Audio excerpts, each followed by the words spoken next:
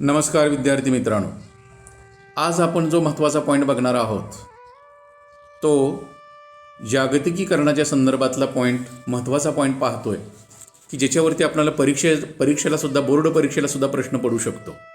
जागतिकीकरण म्हणजे काय तुम्हाला माहीत आहे की जागतिकीकरणाच्या प्रक्रियेमध्ये राष्ट्रीय अर्थव्यवस्थेचं रूपांतर जागतिक अर्थव्यवस्थेमध्ये किंवा आंतरराष्ट्रीय अर्थव्यवस्थेमध्ये होते आणि म्हणून जागतिकीकरण म्हणजे राष्ट्रीय अर्थव्यवस्थेचे आंतरराष्ट्रीय अर्थव्यवस्थेशी एकत्रीकरण होय.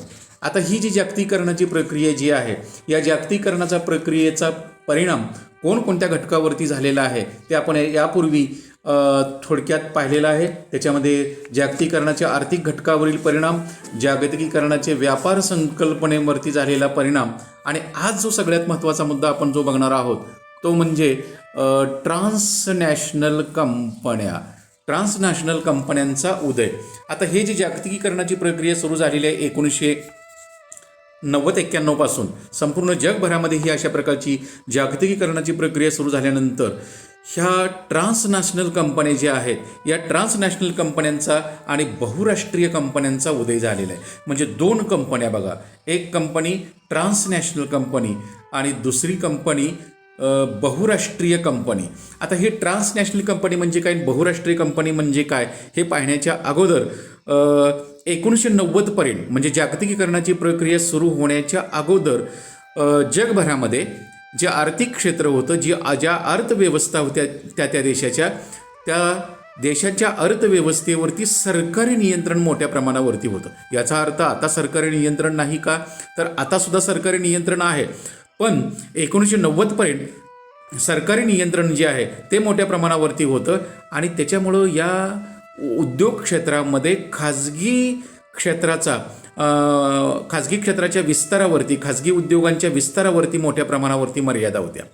परंतु संपूर्ण जगभरामध्ये 1991 नंतर जागतिकीकरणाची प्रक्रिया सुरू झाली आणि त्याच्यामध्ये फार मोठे अर्थव्यवस्थेच्या बाबतीत मोठे बदल होऊ लागले. जे कडक निर्बंध होते ते निर्बंध हळूहळू शिथिल होत गेले आणि त्याच्यामुळं संपूर्ण जगभरातल्या अर्थव्यवस्थेमध्ये खाजगी क्षेत्राची वाढ जी आहे ती खाजगी क्षेत्राची वाढ त्या ठिकाणी मोठ्या प्रमाणावरती होऊ लागली आणि खाजगी क्षेत्राच्या वाढीमुळं ज्या खाजगी कंपन्या ज्या आहेत त्या कंपन्यांचा विस्तार आणि विकास जो आहे तो मोठ्या प्रमाणावरती होऊ लागला आणि त्याच्यामधल्याच ह्या दोन कंपन्या आहेत. एक आहे बहुराष्ट्रीय कंपनी आणि दुसरी आहे ट्रान्सनॅशनल कंपनी.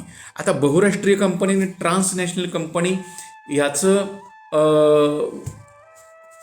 विस्तार पाहण्याच्या अगोदर आपल्याला बहुराष्ट्रीय कंपनी म्हणजे काय त्याची व्याख्या आपल्याला सांगता आली पाहिजे. बघा, बहुराष्ट्रीय कंपनी म्हणजे अशी कंपनी की जिचे एका राष्ट्रात मुख्यालय किंवा कार्यालय असतं. बघा, बहुराष्ट्रीय कंपनीची व्याख्या कशी केलेली आहे की जिचे कार्यालय एका राष्ट्रात असते, मुख्यालय एका राष्ट्रात असते, परंतु ती कंपनी अनेक देशामध्ये कार्यरत असते, त्यास बहुराष्ट्रीय कंपनी असे म्हणतात. उदाहरणार्थ बघा, मग भारतातल्या बहुराष्ट्रीय कंपन्या कोणत्या आहेत तर बजाजचं नाव तुम्हाला माहिती आहे की बजाज ही बहुराष्ट्रीय कंपनी आहे. डाबर बहुराष्ट्रीय कंपनी आहे. ONGC oil and natural gas corporation बहुराष्ट्रीय कंपनी आहे. आदित्य बिर्ला बहुराष्ट्रीय कंपनी आहे. अमूल, गोदरेज, विप्रो ह्या कंपन्या ज्या आहेत या भारतीय कंपन्या बहुराष्ट्रीय कंपनी आहेत. आता यांचं कार्यालय भारतात काय बघा, यांचं कार्यालय भारतामध्ये आहे, पण त्या विविध देशामध्ये उद्योग व्यवसाय करताना दिसतात. या कंपन्यांचे विविध देशामध्ये उद्योग व्यवसाय आहेत. मग ते युरोपमध्ये आहेत, इंग्लंडमध्ये आहेत, अमेरिकेमध्ये आहेत. तर ही जी बहुराष्ट्रीय कंपनी आहे या बहुराष्ट्रीय कंपनीचा अर्थ जो आहे तो तुमच्या लक्षात आला का बघा, की बहुराष्ट्रीय कंपनी म्हणजे अशी कंपनी की जिचे एका राष्ट्रात मुख्यालय असते परंतु ती अनेक देशात कार्यरत असते. म्हणजे अनेक देशामध्ये त्या कंपनीचा उद्योग व्यवसाय असतो, त्यास बहुराष्ट्रीय कंपनी असे म्हणतात. मग भारतातल्या बहुराष्ट्रीय कंपन्या कोणत्या तर बजाज, डाबर, ONGC, आदित्य बिर्ला, अमूल, गोदरेज, विप्रो. आता अमूलचं तुम्हाला माहीत आहे की अमूल डेअरी गुजरातमधली ही डेअरी आहे आणि त्याची दुधापासून तयार केलेले अनेक प्रकारचे पदार्थ तयार होतात आणि ही कंपनी भारतामध्ये पण उद्योग व्यवसाय करते आणि युरोपमधल्या देशामध्ये पण मोठ्या प्रमाणावरती ही कंपनी जी आहे अमूल तिथं उद्योग व्यवसाय त्या ठिकाणी करताना दिसते. तर बहुराष्ट्रीय कंपनीचा अर्थ जो आहे तो तुमच्या लक्षात आला असेल बघा. बहुराष्ट्रीय कंपनी म्हणजे अशी कंपनी की जिथे एका राष्ट्रात मुख्यालय असते परंतु ती अनेक देशात कार्यरत असते, त्यास बहुराष्ट्रीय कंपनी असे म्हणतात. मग उदाहरण द्या, बजाज, डाबर, आदित्य बिर्ला, अमोल. त्याच्यानंतर दुसरी संकल्पना बघा, ट्रान्सनॅशनल कॉर्पोरेशन किंवा ट्रान्सनॅशनल कंपनी. आता तिची व्याख्या कशी केलेली आहे बघा. एका राष्ट्रात, आता बघा, एका राष्ट्रात किंवा कोणत्याही एका राष्ट्राला बांधील नसलेली. आता ही ट्रान्सनॅशनल कंपनी म्हणजे काय, तर बहुराष्ट्रीय कंपनीचाच एक प्रकार आहे बघा. ट्रान्सनॅशनल कंपनी हा बहुराष्ट्रीय कंपनीचाच एक प्रकार आहे. तिची व्याख्या कशी केली आहे बघा. एका राष्ट्रात मुख्यालय असलेली परंतु अनेक देशात कार्यरत असलेली कंपनी म्हणजे बहुराष्ट्रीय कंपनी होय. व्याख्या सहजपणे तुमच्या लक्षात आली आहे का बघा. एका राष्ट्रात मुख्यालय असलेली, एका राष्ट्रात कोणत्याही एका राष्ट्राला बांधील नसलेली आणि एकाच राष्ट्रात मूळ स्थान नसलेली कंपनी म्हणजे ट्रान्सनॅशनल कंपनी होय. कोणकोणत्या कंपन्या आहेत ह्या ट्रान्सनॅशनल कंपन्या, तर त्याची नावं तुम्हाला बघा.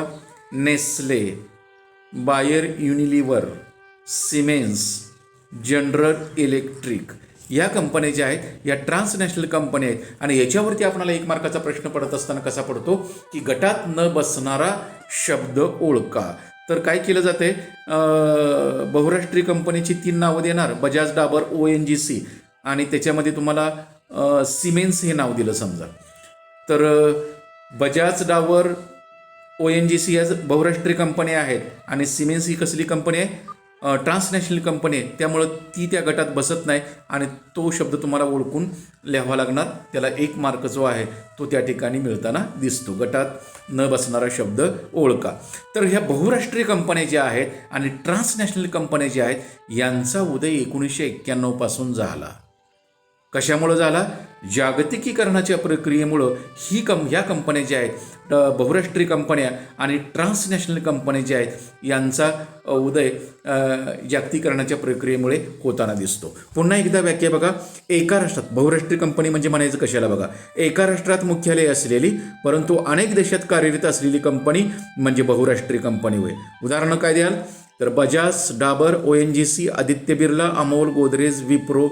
आणि ट्रान्सनॅशनल कंपनी हा बहुराष्ट्रीय कंपनीचाच एक प्रकार आहे. कोणत्याही एका राष्ट्राला बांधील नसलेली आणि एकाच राष्ट्रात मूळ स्थान नसलेली कंपनी म्हणजे ट्रान्सनॅशनल कंपनी होईल. तर कोणत्या, उदाहरणार्थ नेस्ले आहे, बायर युनिलिव्हर आहे, सिमेन्स आहे, जनरल इलेक्ट्रिकल्स आहे. तर अशा विविध कंपन्यांचा उदय जो आहे तो जागतिकीकरणाच्या प्रक्रियेमुळे होताना दिसतो आणि त्याच्यामुळं आंतरराष्ट्रीय व्यापाराचं, उद्योग क्षेत्राचं स्वरूप जे आहे या बहुराष्ट्रीय कंपन्यामुळं आणि ट्रान्सनॅशनल कंपन्यामुळं त्या ठिकाणी मोठ्या प्रमाणावरती बदललेलं दिसतं. आता हे जे जागतिकीकरणाची प्रक्रिया झालेली आहे आणि बहुराष्ट्रीय कंपन्या आणि ट्रान्सनॅशनल कंपन्या निर्माण झाल्यामुळं मुद्दा बघा, तर ह्या जागतिकीकरणाच्या प्रक्रियेमुळं सामान्य माणसावर काय परिणाम झाला, सामान्य माणूस जो आहे, सर्वसामान्य माणूस जो आहे त्याच्यावरती काय परिणाम झालेला आहे या आर्थिक क्षेत्रावरती जागतिकीकरणाच्या प्रक्रियेमुळं, तर रोजगार आणि कामगार वर्गावरचा परिणाम. 1 पॉईंट बघा, रोजगार व कामगार वर्गावरील परिणाम जो आहे तो या जागतिकीकरणाच्या प्रक्रियेचा सगळ्यात महत्त्वाचा परिणाम आहे. कारण का, जागतिकीकरणामुळे खाजगी उद्योग क्षेत्राची वाढ जी आहे ती मोठ्या प्रमाणावरती झाली. या ट्रान्सनॅशनल कंपन्या ज्या आहेत आणि बहुराष्ट्रीय कंपन्या ज्या आहेत यांचं स्वरूप जे आहे ते मोठ्या प्रमाणावरती बदलत गेलं आणि संपूर्ण जगभरामध्ये हे असल्या प्रकारच्या ट्रान्सनॅशनल कंपन्या आणि बहुराष्ट्रीय कंपन्यांचा विस्तार जो आहे तो मोठ्या प्रमाणावरती त्या ठिकाणी होताना दिसतोय. पेप्सी, कोका कोला ही सुद्धा उदाहरणं बहुराष्ट्रीय कंपनीची आहेत बघा. तर ही जी कोका कोला ही अमेरिकेची कंपनी आहे. तर ह्या अशा ज्या बहुराष्ट्रीय कंपन्या आहेत, ट्रान्सनॅशनल कंपन्या ज्या आहेत त्यांचा विस्तार जो आहे तो विस्तार संपूर्ण जगभरामध्ये झाल्या कारणानं खाजगी उद्योग क्षेत्राची प्रचंड वाढ झाली आणि खाजगी उद्योग क्षेत्राची वाढ झाली म्हटली की त्याच्यामध्ये लोकांना काम मिळणार, रोजगार मिळणार, नोकरी मिळणार आणि त्याच्यामुळं कुशल कामगार वर्ग असेल, अकुशल कामगार वर्ग असेल, या सर्वांचं स्थलांतर एका शहरातून दुसऱ्या शहराकडे, एवढंच नव्हे तर एका गावातून, एका देशातून दुसऱ्या देशामध्ये पण मोठ्या प्रमाणावरती स्थलांतर झालेलं आहे. उदाहरणार्थ बघा, भारतातील मोठ्या प्रमाणावरती कुशल, अर्धकुशल कामगार वर्ग जो आहे तो कुवेतला आहे, दुबईला आहे. आपल्या सांगोला तालुक्यातील सुद्धा बरीचशी मंडळी दुबईला, कुवेतला तिथं कामगार म्हणून किंवा अधिकारी म्हणून त्या ठिकाणी काम करताना दिसतात. तुमच्या ऐकण्यामध्ये अशा प्रकारची काही उदाहरणं असतील की तो दुबईला कामाला आहे. कुठं कामाला आहे तर कंपनीमध्ये कामाला आहे. तर कंपन्या कुठल्या? ह्या बहुराष्ट्रीय कंपनी किंवा ट्रान्सनॅशनल कंपनी अशा प्रकारच्या कंपन्यामध्ये आपल्या देशातील लोक दुबईला, कुवेतला मोठ्या प्रमाणावर त्या ठिकाणी कार्यरत असताना दिसतात आणि त्यांना उत्पन्नसुद्धा, पगारसुद्धा तेवढ्याच मोठ्या प्रमाणावर त्या ठिकाणी मिळताना दिसतो. तर हा जो बदल झालेला आहे, ह्या सामान्य माणसाच्या रोजगारावरती जो परिणाम झालेला आहे तो कशामुळे झालेला आहे? तर या उद्योग व्यवसायाच्या वाढीमुळे झालेला आहे, बहुराष्ट्रीय कंपन्यांच्या वाढीमुळे झालेला आहे, ट्रान्सनॅशनल कंपन्यांच्या वाढीमुळे झालेला आहे आणि जागतिकीकरणाच्या प्रक्रियेमुळे सगळ्यात महत्त्वाचा म्हणजे तो बदल झालेला आहे. आणि असं म्हणत असताना पुन्हा तोच प्रश्न, बहुराष्ट्रीय कंपनी म्हणजे काय आणि ट्रान्सनॅशनल कंपनी म्हणजे काय हे तुमच्या लक्षात आलंच पाहिजे. व्याख्या तोंडपाठच असली पाहिजे.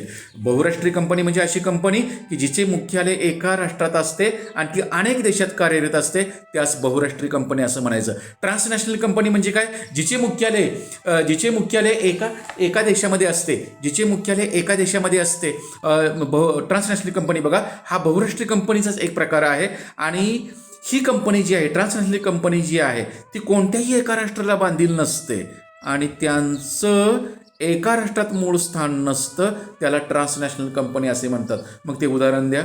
Nestle, Bayer, Unilever, Siemens, General Electrical. तर या जागतिकीकरणामुळं आर्थिक क्षेत्रावरती कोणकोणत्या प्रकारचे परिणाम झालेले आहेत त्याच्यामध्ये हा रोजगार व कामगार वर्गावरचा परिणाम जो आहे तो महत्त्वाचा आहे. दुसरा पॉईंट त्याच्यामध्ये महत्त्वाचा आहे, लघु उद्योगावरील परिणाम. आता जागतिकीकरणाच्या प्रक्रियेमध्ये जरी ह्या ट्रान्सनॅशनल कंपन्या, मल्टीनॅशनल कंपन्या, बहुराष्ट्रीय कंपन्या यांचं जरी आगमन झालं असलं तरी सुद्धा लघु उद्योग जो आहे, लहान लहान उद्योगधंदे जे आहेत ते आजही या जागतिक औद्योगिक स्पर्धेमध्ये टिकून आहेत. आज आपण शहरामध्ये पाहतोय, मोठमोठे मॉल्स जरी असले तरीसुद्धा, शॉपिंग सेंटर असले तरीसुद्धा, शॉपिंग कॉम्प्लेक्स असले तरीसुद्धा रस्त्याच्या कडेला छोटे दुकानदार आहेत, फळ विक्रेते आहेत, गाड्यावरती वस्तू ठेवून विकणारे विक्रेते आहेत, रस्त्यावरती रस्त्याच्या कडेला फुटपाथवरती दुकान थाटून वस्तूंची विक्री करणारे विक्रेते आहेत. यांचं पण अस्तित्व त्या ठिकाणी टिकून आहे आणि त्यांनासुद्धा ग्राहक वर्ग जो आहे तो तितकाच आहे. याचा अर्थ काय की जागतिकीकरणाच्या प्रक्रियेमुळे जरी मोठ्या उद्योगांचा विस्तार झाला असला तरीसुद्धा लहान उद्योग, कुटीर उद्योग, लहान विक्रेते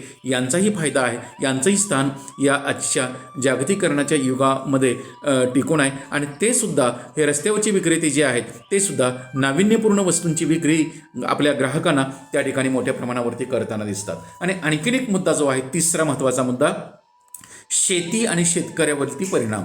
तर जागतिकीकरणाच्या प्रक्रियेमुळे शेती क्षेत्रावरती सुद्धा परिणाम जो आहे, प्रभाव जो आहे तो मोठ्या प्रमाणावरती त्या ठिकाणी झालेला आहे. शेतकरी वर्ग आपला शेतमाल जो आहे तो कोणत्याही मध्यस्थाशिवाय खुल्या बाजारपेठेमध्ये विकू शकतो. देश विदेशामध्ये सुद्धा शेतमालाची निर्यात जो आहे तो शेतकरी वर्ग आपल्या संघटनेमार्फत त्या ठिकाणी करू शकतो आणि त्याच्यामुळं मग फळे असतील, भाजीपाला असेल, मसाल्याचे पदार्थ असतील, साखर असेल, तांदूळ असेल, सर्व प्रकारचा शेतीमाल जो आहे तो शेतीमाल देशांतर्गत बाजारपेठेबरोबर आंतरराष्ट्रीय बाजारपेठेमध्ये सुद्धा त्या ठिकाणी मोठ्या प्रमाणावरती शेतकरी वर्ग जो आहे तो आपला शेतमाल त्या ठिकाणी पाठवताना दिसतो. तर हा जागतिकीकरणाचा हा एक त्या ठिकाणी महत्त्वाचा परिणाम जो आहे तो त्या ठिकाणी होताना दिसतोय.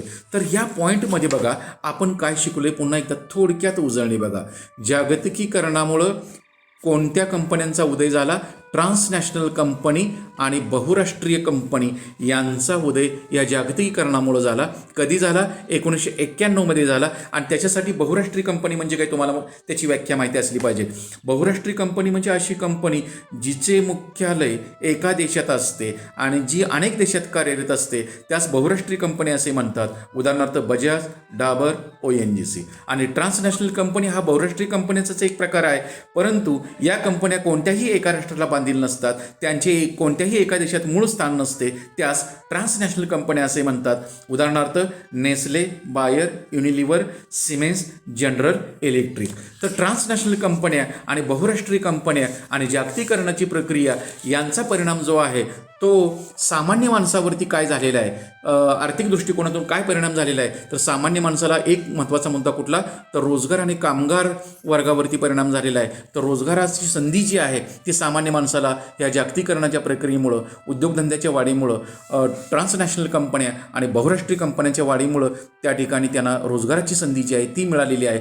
दुसरा मुद्दा जो आहे लघु उद्योगावरती परिणाम झालेला आहे. लघु उद्योगांच्या विकासाला चालना जी आहे ती या जागतिकीकरणाच्या प्रक्रियेमुळे मिळालेली आहे. जरी मोठे उद्योग बहुराष्ट्रीय कंपन्या ट्रान्सनॅशनल कंपन्या असल्या तरीसुद्धा लघु उद्योग, कुटीर उद्योग आपलं अस्तित्व या औद्योगिक स्पर्धेमध्ये आजही टिकून आहेत आणि त्यांचाही विस्तार जो आहे तो त्या ठिकाणी मोठ्या प्रमाणात होताना दिसतोय. आणि तिसरा महत्त्वाचा परिणाम जो आहे तो शेती व शेतकऱ्यावरती परिणाम झालेला आहे. शेतकरी वर्ग आपला शेतमाल जो आहे पारंपरिक पिकाबरोबर तो आधुनिक पद्धतीची पिकं त्या ठिकाणी घेताना दिसतोय आणि राष्ट्रीय आणि आंतरराष्ट्रीय बाजारपेठेत कोणत्याही मध्यस्थाशिवाय शेतकरी वर्ग आपला शेतमाल जो आहे तो त्या ठिकाणी आज विकताना दिसतोय. तर ही जी बहुराष्ट्रीय कंपनी आहे आणि ट्रान्सनॅशनल कंपनी याचा अर्थ, याची व्याख्या आणि जागतिकीकरणामुळं आर्थिक क्षेत्रावर झालेल्या बदलाचा सामान्य माणसावरती काय परिणाम झालेला आहे हे दोन मुद्दे तुम्हाला चांगल्या पद्धतीने लक्षात आले असेल. आता नंतर आपण पुढच्या तासाला जो महत्त्वाचा पॉईंट बघणार आहे तो म्हणजे जागतिकीकरणाचे राजकीय क्षेत्रावरती परिणाम. मला वाटतं हा जो झालेला भाग जो आहे तो तुमच्या चांगल्या लक्षात आला असेल. Okay, thank you.